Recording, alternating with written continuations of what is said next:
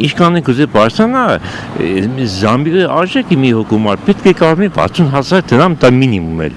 հա, որը չի կազմի։ Հանրապես չի բավարարել։ Ոչ թոշակառուն է, ոչ աշխատող ու աշխատավարձ ստացող մարդը, ոչ մեկն է կոչ է, որտեղ իրանց տված փողը իրեն չի բավարարվել։ Կուդանում է 1000 դրամ, 2000 կոմունալ ծախսերն են անել։ Ներկա շուկայական պայմաններում հնարավոր չէ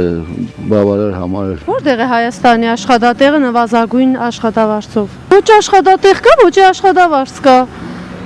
Շատ ահավոր է մեր ժողովրդի վիճակը, կարելի է ողբալի համարել։ Տեղեկացել են, որ չեն ուզում բարձրացնել, ինչ որ հնարավորություններ չունեն բարձրացնելու համար գումարի տեսակետից։ Մինչև այժմ ես ոչ մի աշխատանք չունեմ, չենք աշխատում եւ ես չեմ հավարում բավարար ապրելակերպ մեր ապրելակերպը։ Մենակ վարձերը կուտանք ու կպերծնենք։ Շատ քիչ է, չափից ավելի քիչ է։ Եթե ժողովուրդը աշխատին, դե չեղաստեղեն էլի ոչինչ։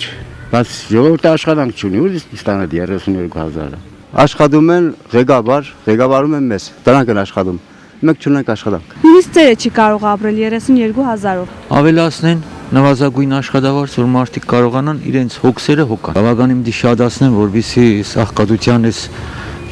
պահերը վերանան։ 2,500 ինչու բավարարել։ Մենակ կոմունալ ծախսերը չես կարող փակես։ Ուղղակի շատ տարական ինչ որ փոքր կենումներ կամ ասեն գազի լույսի մուծումներ, դա բան չի մնում։ Իրոք պետք է բարձրացվի։ 30 քանի հազար է, 40-ը դա շատ չնչին է։ Շատ չնչին է, նույնիսկ անարմար է այդ մասին խոսելը։ Ամենանվազագույն աշխատավարձը դեռ 100,000, 100,000-ից ցածր որոնը